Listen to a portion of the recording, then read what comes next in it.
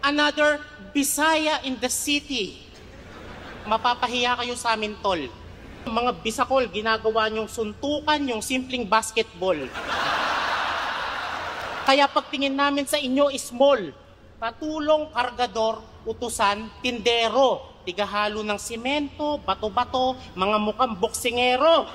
Jologs pumerma, di marunong tumerno. Geng-geng. Tapos sa mga katulad yung Bisaya, di na pinapapasok sa SM. Ignoranting eng-eng. Mga taong isya. Pumalungsod namin ay panira, ayaw namin kayong bisita. Wala kaming respeto sa mga rapper na walang kalye sa katawan. Kay Bitrom yun na linya. Pero mas masakit pag sinabi ni Manda na wala kaming respeto sa mga hip-hop na galing probinsya. Nagsimula to nung sinabi niyong uubusin yung Tagalog. Masyado kayong maahangas.